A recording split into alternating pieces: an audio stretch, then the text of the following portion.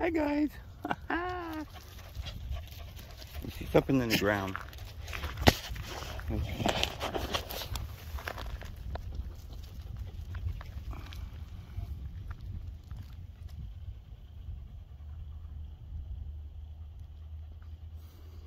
I don't know if this is fake or some kind of obsidian,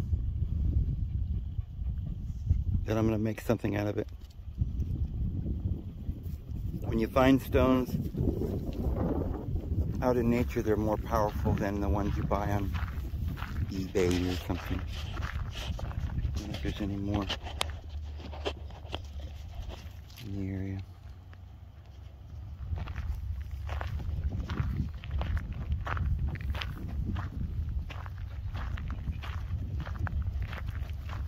I like looking for little precious gems, power stones, spirit rocks.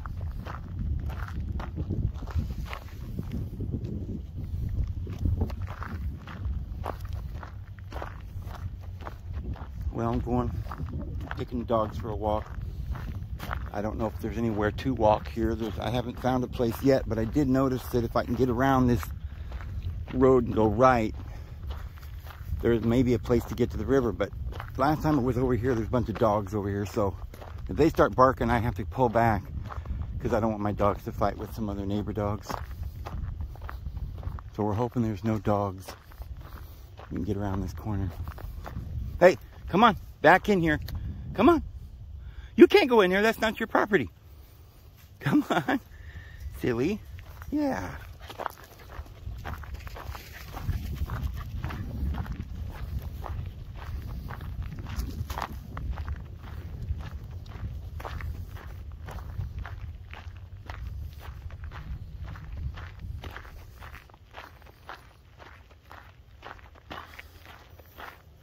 So we got enough for one ring. I'd love to find a crystal. I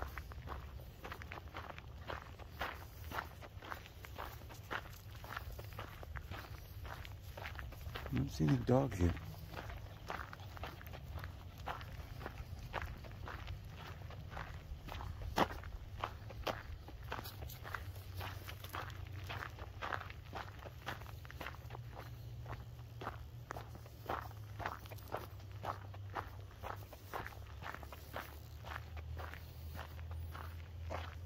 There's fish in there.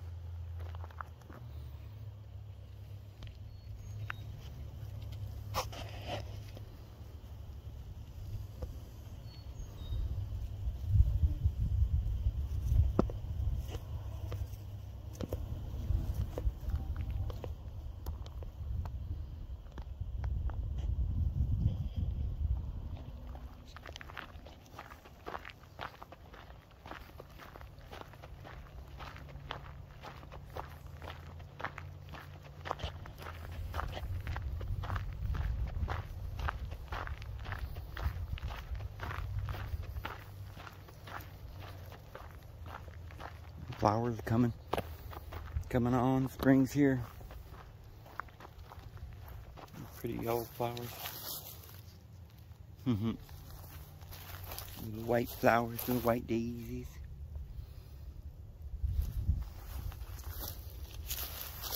Those are kind of purple pink.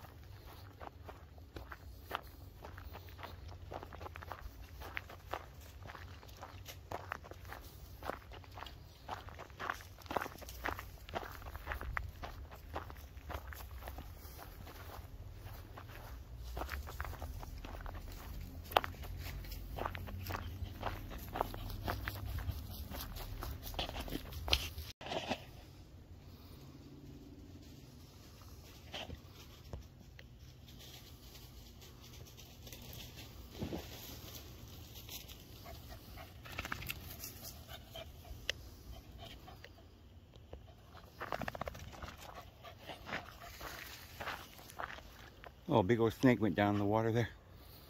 Oh my goodness, there's snakes out here. Probably a cottonmouth.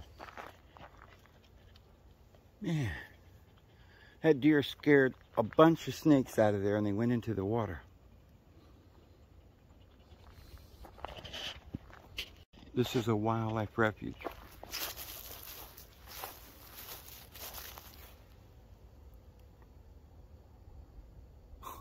Crazy. They're militarizing the wildlife refuges and the Forest Service lands. They made it a law that you can't have a dog anywhere near a wildlife refuge because the dog might kill the wildlife or something. And so they fine you about $300 the first time, and I guess you go to prison the second time. And I've already been caught with my dogs on the wildlife refuge. He said he waived the $300, but he sent my information into a database. So I guess that means if they catch me again, I'm going to jail or something. I don't know. But anyway, I don't see any rangers out here. And we're going to assume for a moment that this ridiculous law should be ignored because we're free citizens of this world. We have the right to walk on public land. And as far as if any they catch me out here, I'll just tell them those aren't my dogs. And I'd like to see them get those dogs in their truck. They'll never catch them. So I'll just tell them to take off and meet me back at the house later.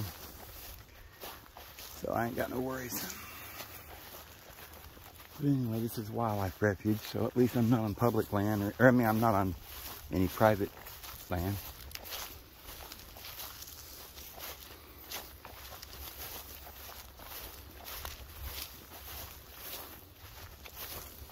You gotta be careful though, there's snakes everywhere out here. I don't have boots on either.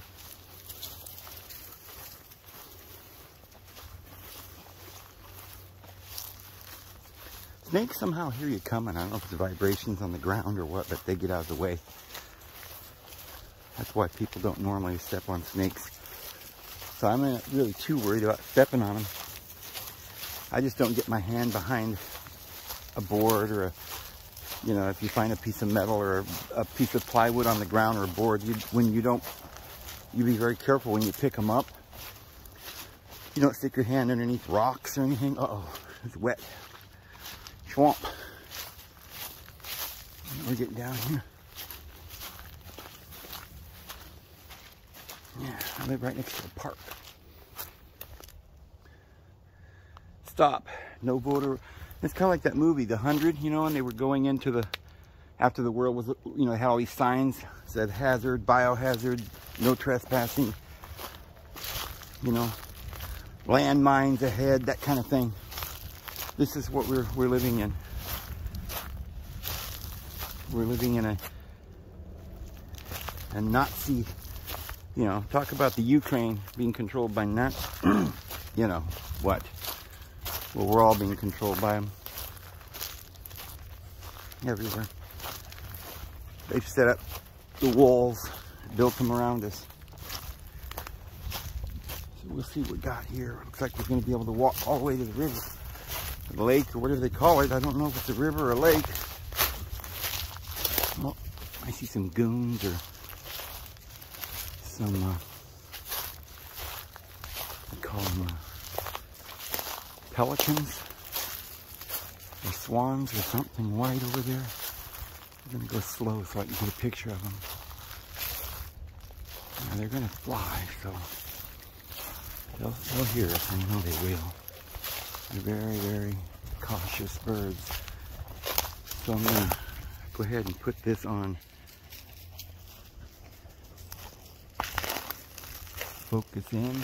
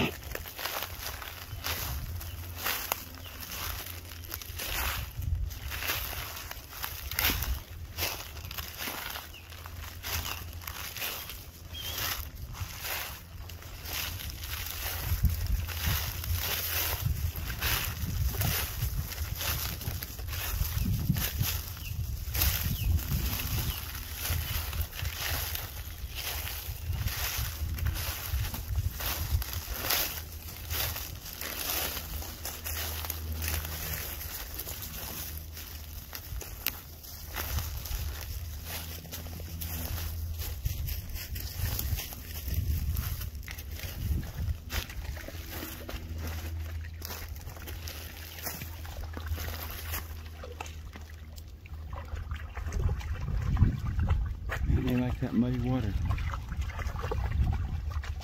It'll stink.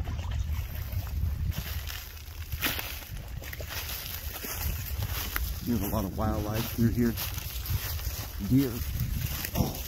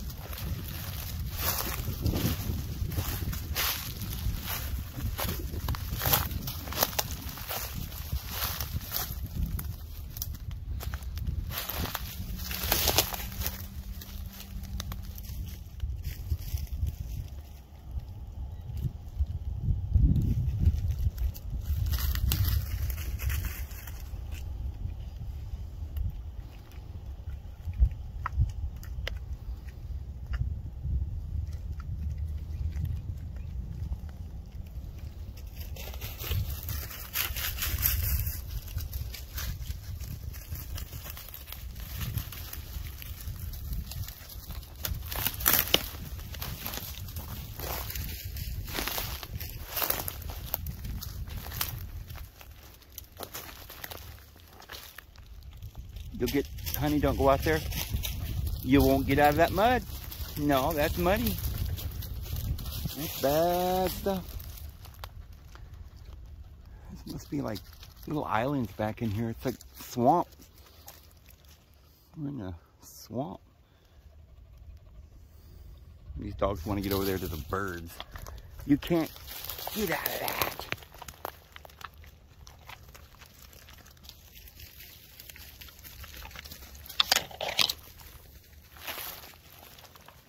That mud stinks.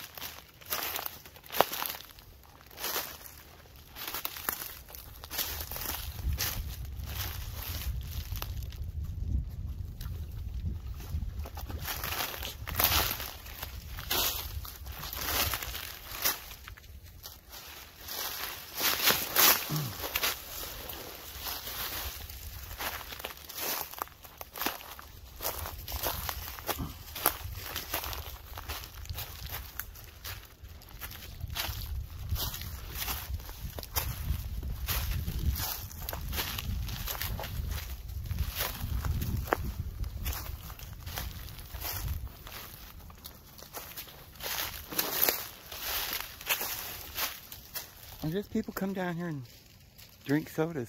They're all over the place. But, I don't know, maybe they just float down the water. I don't know.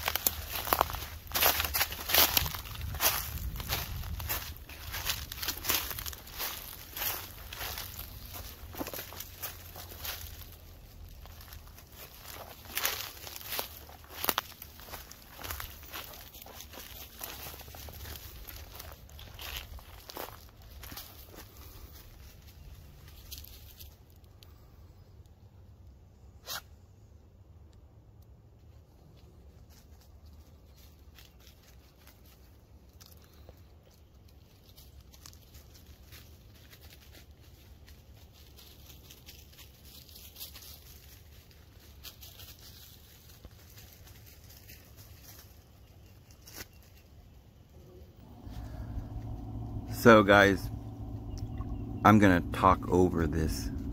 You can watch as I talk a little bit, because I needed to, well, there's an area in here where I'm not doing any talking and just walking. So I thought I would jump in here real quick, and it reminded me as I was walking by and looking at the dogs, and I was thinking, well, I got 3 left, you know. For those of you who watch my channel, you know I've had several dogs, and I've lost 2 dogs, my best 2 dogs, and I lost my cat out there in Oklahoma before I left. That's one of the reasons I had to leave, because it wasn't normal. I mean, my dogs can take care of themselves, and I had all 4 of my dogs out there barking up a storm almost every night. I don't know what they were upset about, but there was something out there, and it took 2 of my dogs. And I hadn't told you guys, but I did find Bonnie, my dog Bonnie. She passed on, and I found her. But it's extraordinary how I found her. And I did want to tell you guys the story, because it's very important. It's a significant thing that happened to me in the last little while. I mean, everything is significant nowadays. The Lord's just constantly bringing things to my attention and opening my mind and heart to many different things. But, you know, I mean, first we had the rattlesnakes in the house, or the, you know, the vipers. We had the ticks, and we had all the problems out there. And made it 3 years out there. But the second year I was there, I lost my dog Blue. He was a beautiful dog, looked a lot like a border collie. And you'll see him in some of my videos in the past, but it was a couple of years ago. And I really loved that dog. That was my dog. And his sister is Little Boots. That's the little one that you saw there a minute ago, out on the lake. Before I came out to Alabama, I was in Oklahoma, most of you know, and probably a month or so before I left there, I had lost my dog Bonnie, and I had done a couple of videos where I was looking for her. Well, I did find her. I never did make the video because it was pretty amazing what happened, and I wanted to do a proper video of her. I don't know. I guess I'll just tell you what happened here. I may do another video and talk about it some more, but she had been gone several days, and I couldn't find her. Me and the dogs had gone. We had scoured the whole area. We couldn't find her anywhere. I mean, I took 2 or 3 days, just scoured, just spent most of the day looking for her every day, and couldn't find her. And it was about 3 days before I left Oklahoma. We was getting ready to leave, and I was doing some praying, and I was talking to the Lord about Bonnie, and kind of letting the Lord know I would like to know before I left what happened to my dog, because, you know, I felt something bad had gotten her. I don't know what it was. I thought maybe it was cougars, but I never heard of, well, I'll tell you the story here. So I had lost 2 and a cat, and I was praying to the Lord, what took my dog, and where did my Bonnie go? And I was standing upright, and this has happened before to me. It doesn't happen every day. And I had a standing upright vision where I saw the dog. I saw Bonnie. I saw her, and it was a motion little picture where I saw her laying dead, and I went to her and I talked to her, and they let me know she was okay, and then she left and went to heaven. And as I was standing there looking at her in the dream and saying goodbye in the vision, she opened her eyes and looked at me, and it's like she just told me, she says, you know, thank you, you know, and it was just kind of a really amazing moment.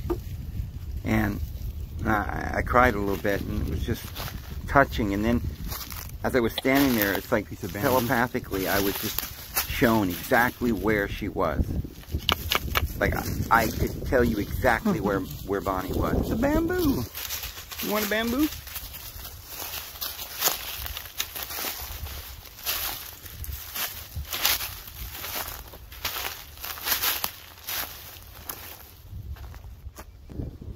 And I just immediately took off. with me, the other dogs, and we went out to the spot. I knew exactly where she was because the vision, it was just like it was clear. And I had no doubt. I just walked. It was about a mile from my cabin, and I walked right up to her. And yeah, she had been picked clean. Something ate everything, just left the bone. It ripped the legs off. But I knew it was Bonnie because one of the legs was not too far from the rest of the skeleton. And it was her paw was black, and I mean, I could tell it was her. And, you know, the meat, the bones were fresh. It had been picked clean very, very freshly. And I thought, what kind of an animal attacks 4 dogs? What kind of an animal really could even take Bonnie? She's quick. She's like a Labrador. I don't think you could catch her. You'd have to have several. If it was mountain lions or cougar, they'd have to be several of them. And I never heard them teaming up, coming into someone else's territory and killing their dogs. And I definitely haven't heard of any cougar eating dogs. So I was very, very perplexed by that. Walnut. Well, it's definitely a wildlife refuge back in here. Could be rangers back in here, so I better turn back. It's like a lookout up there too. Oh man, there'd be a nice stick for some kind of a cane or something. I might come back and get that. That'd make a nice serpent. I don't have a knife to cut it, or a pocket knife or a saw or anything. Boy, she likes those dead fish or whatever she gets. I might come back and get that, although it's real light. So I don't know if it's strong enough. A lot of these kind of sticks that are kind of twisted.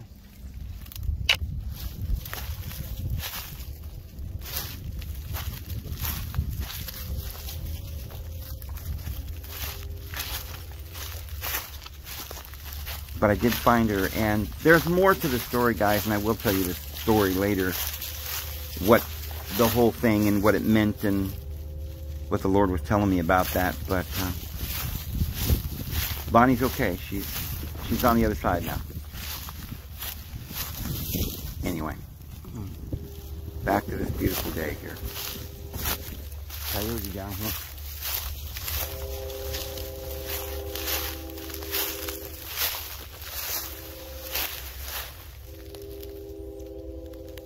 They found it. Guys, you see that mound to the right? I have some information that will be at the end of the video, because while I'm walking, I don't know what I'm telling you right now. I'm oblivious to that, and I didn't even know it was there. I thought it was just some rocks. But it may be an ancient temple. I'll get back to you here in a minute.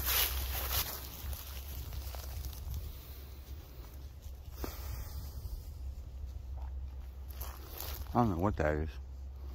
They got it fenced off over there. And there's some mounds around it. What do you think that is? An ancient temple? Should we go check it out? See? Come on.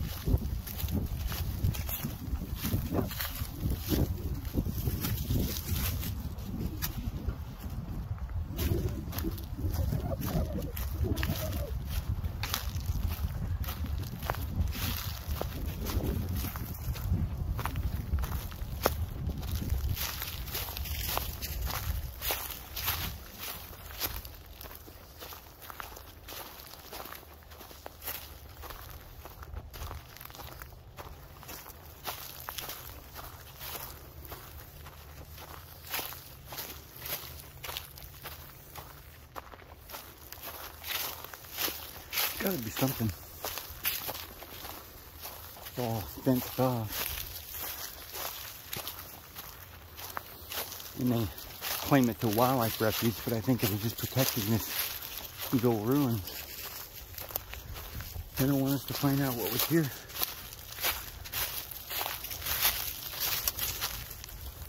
Maybe.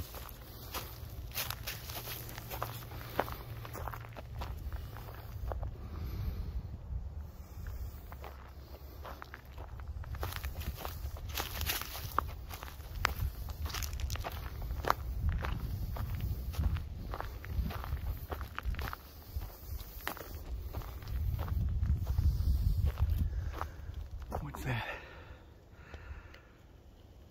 Camera? I think so. Or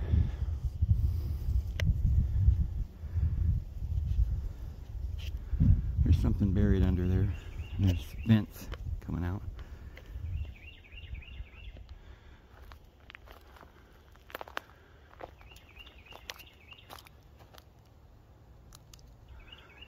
Well, it's like a pretty strange place to park RVs.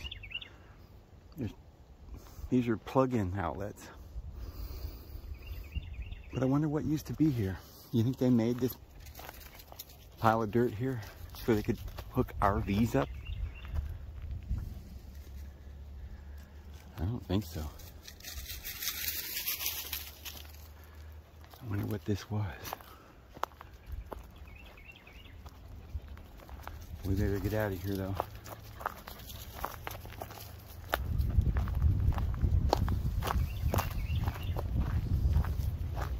There's a sign over here. Maybe it'll tell us, and then we better get out of here because somebody might be watching this.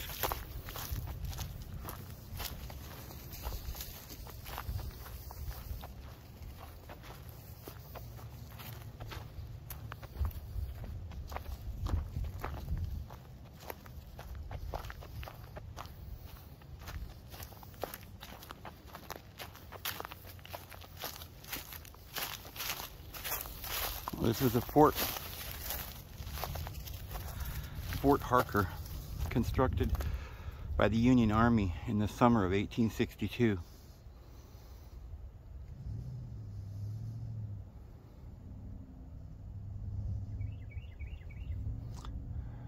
I'll read that later. But that doesn't mean it didn't used to be a Native American area. Old ruins that they built over. Oh, let's get out of here. Come on.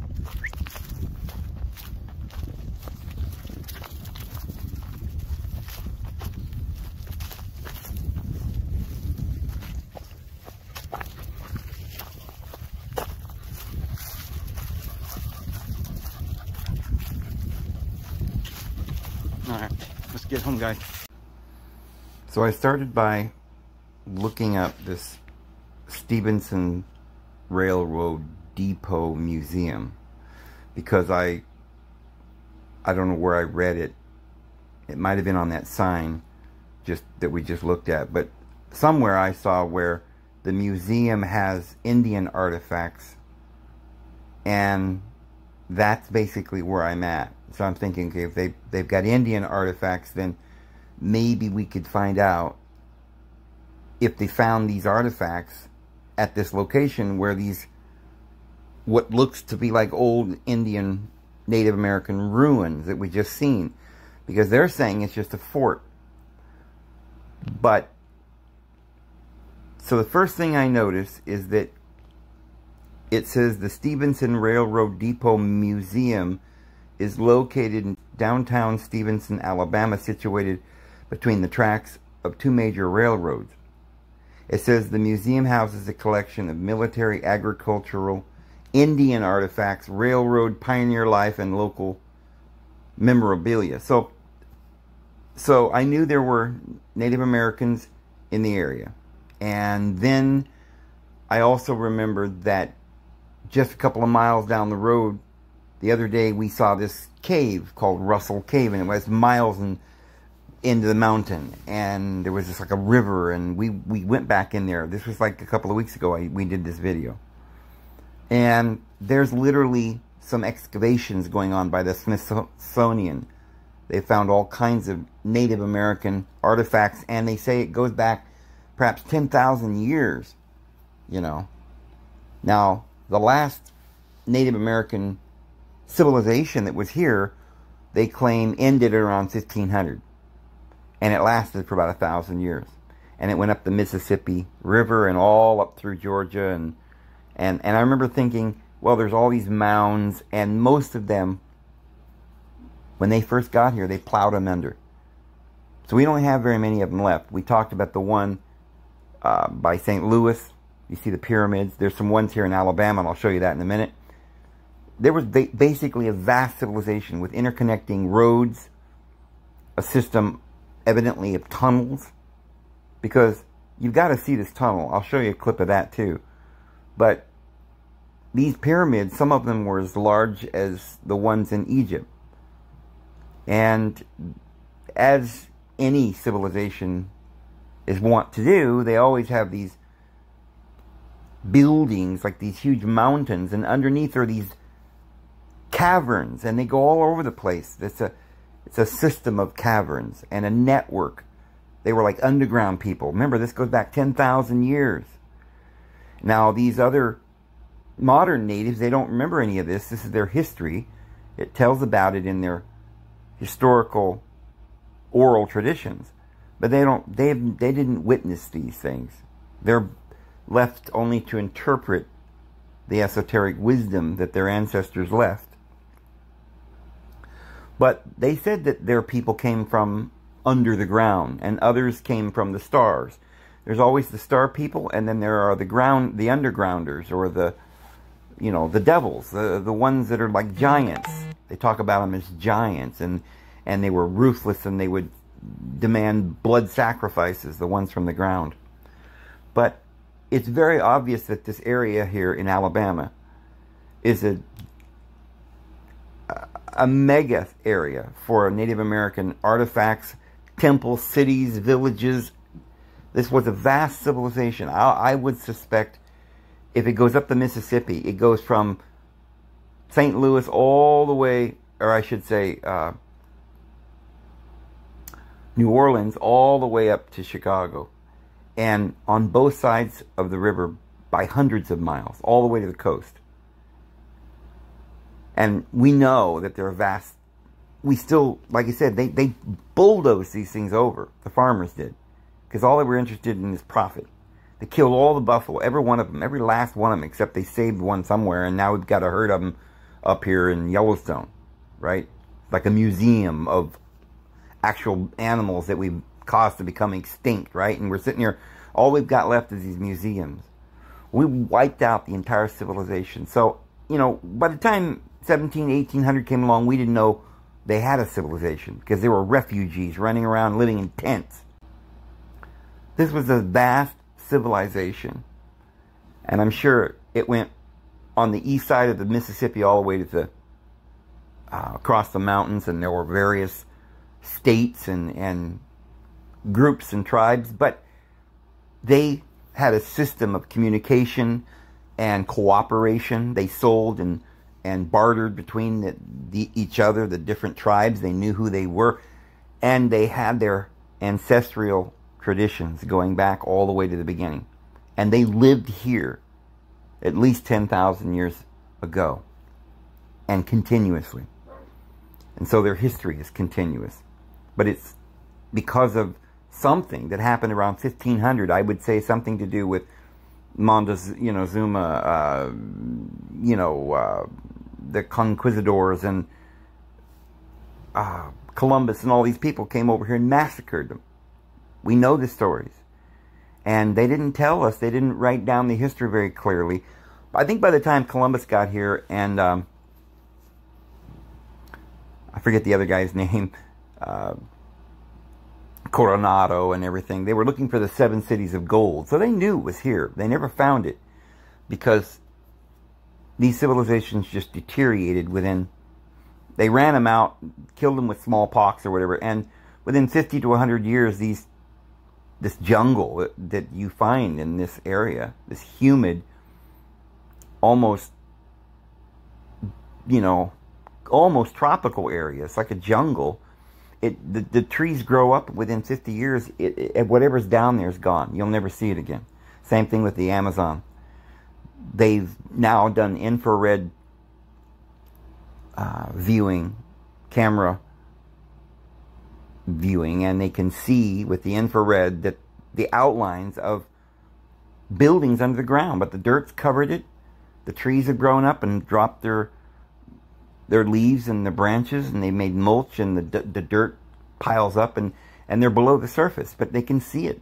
These vast pyramids underground, tunnels, and all over the world, and they can see it here, but they're not letting it out. They don't want anybody to know about this vast civilization here in the southwest and the southeast, and all over the United States, all the way up north, up into the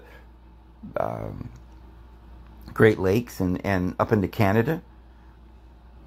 It's a vast area. The land bountiful, according to the Book of Mormon. The land bountiful. And Joseph Smith even saw in visions these cities and told all about them. And where Joseph Smith said one of these cities was, he called it Manti, the city of Manti. Well, today we have that city. I think it's called Tahankam or something. I can't remember how it's pronounced. It's been a while, you know. I don't remember the pronunciation, but that's just south of St. Louis. There's a big pyramid there. These are the mound builders. Now I'll show you some pictures of these mounds. So here's a little article on a trip to this little known ancient ruin in Alabama. It's truly one in a million. Here in Alabama, you can't travel far without discovering some type of ancient ruin. There are several ancient ruins located throughout the state. That's the ones that we still have identified. Like I said, that most of them were plowed over by farmers. But including the Moundville archaeological site, to learn all about this ancient ruin, which reflects Alabama's historic past, take a look below. Anyway, so it's Moundville Archaeological Site, also known as Moundville Archaeological Park, one of Alabama's most interesting ancient ruins, located along the Black Warrior River near the city of Tuscaloosa. This historic site was occupied by Native Americans of the Mississippian culture from around 1000 AD to 1450. Alabama's Moundville Archaeological Site covers 185 acres and consists of 29 platform mounds. So there are like 30 of these pyramids and a rectangular plaza. This was a city. In 1964, it was declared a National Historic Landmark, and in 1966 was added to the National Register of Historic Places. There's the mounds. I mean, they're just piles of dirt now, but that used to be buildings. This was a city. Other than the mounds, this historic attraction also features an archaeological laboratory and a museum filled with prehistoric artifacts. Even though Alabama's Moundville Archaeological Site is one of the United States' largest prehistoric Native American settlements, it's still somewhat unknown. Why? Because they don't want you to know about it. You know? They don't advertise this. Surprisingly, many Alabamians never heard of this incredible ancient ruin.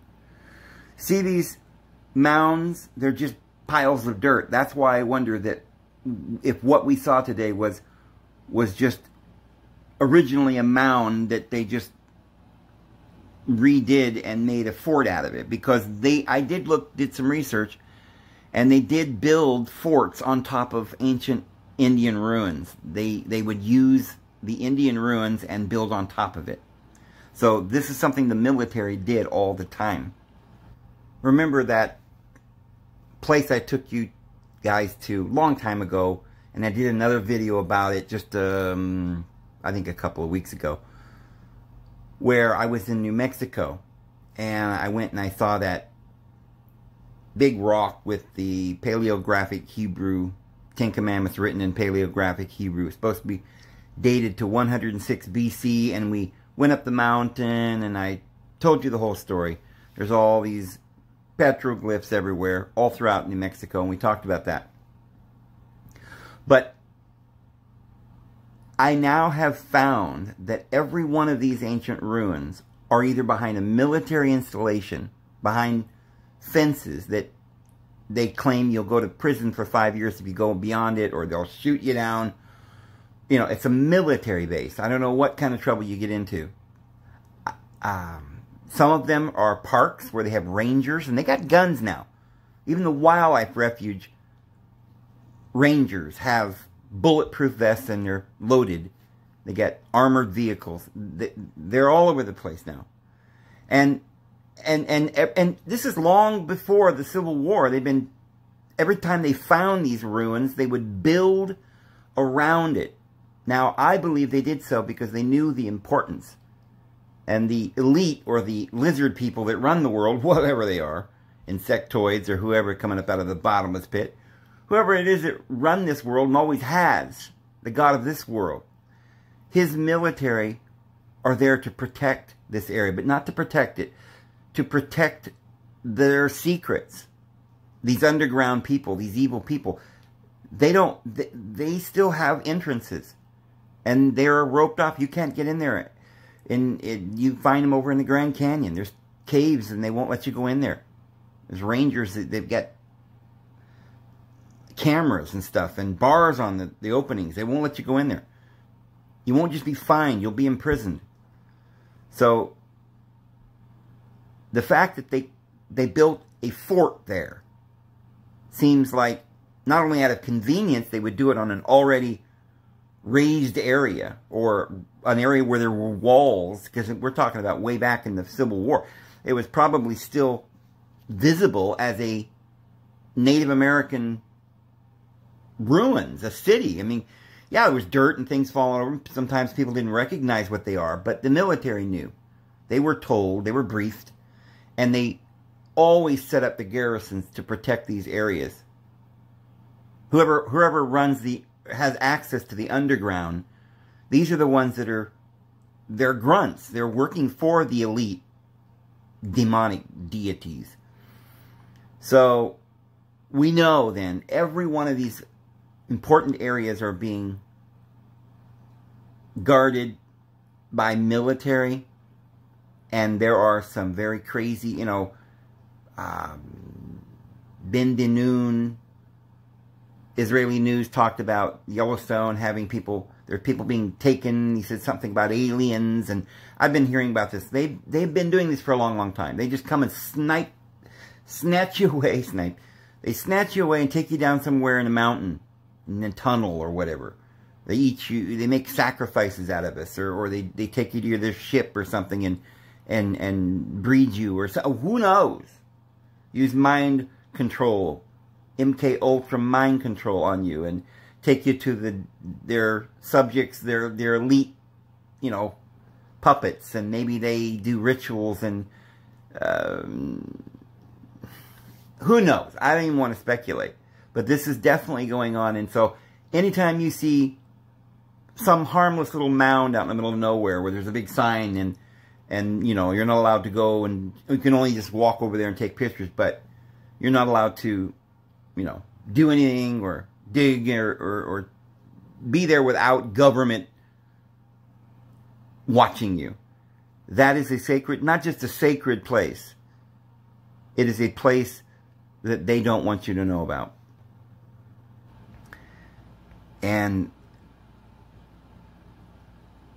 But says there's no denying that Moundville archaeological site belongs on everyone's bucket list, especially history lovers.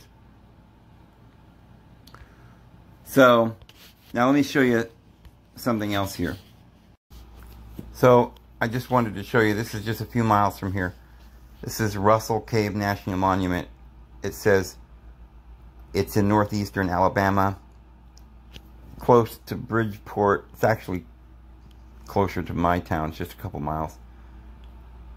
And it says the monument was established on May 11th, 1961, when 300 10 acres of land were donated by the National Geographic Society to the American people. Is now administered by maintained by the National Park Service.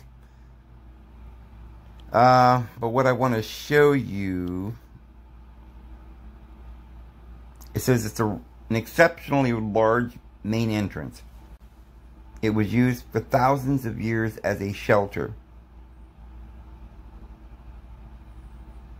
by cultures of prehistoric Indians from approximately 6500 BCE, the period of earliest known human settlement in the southeastern United States, to about 1650 CE, about 400 years ago,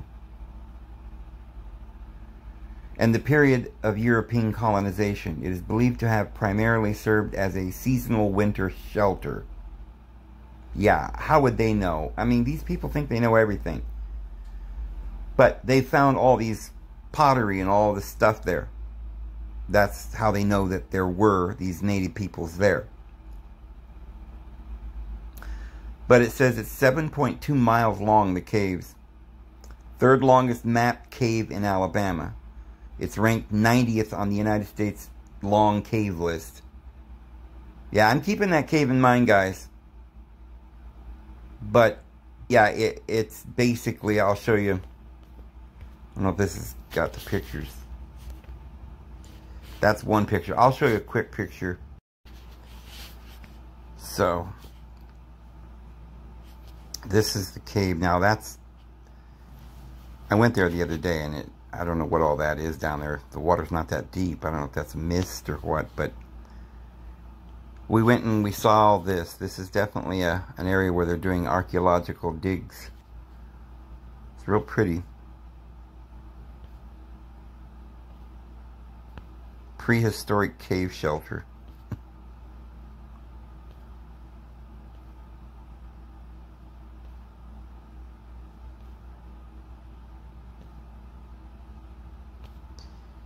Boy, they don't show too many good pictures. So that's what they think it was, like prehistoric cavemen. You know, I don't even know if they are right about that. I mean, I guess they were using stone implements, so maybe they were. But I think the people that used those implements may have been much younger. Or should you say older? I don't know.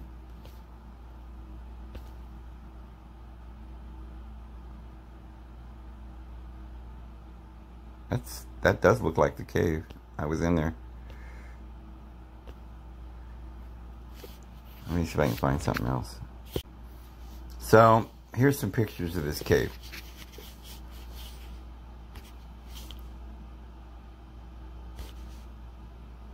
That's the entrance.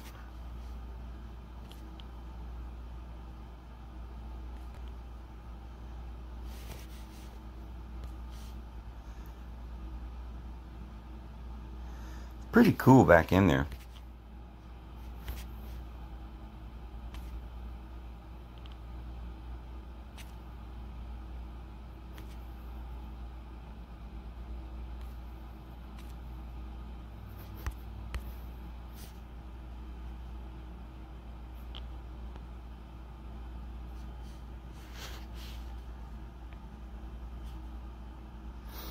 That's interesting.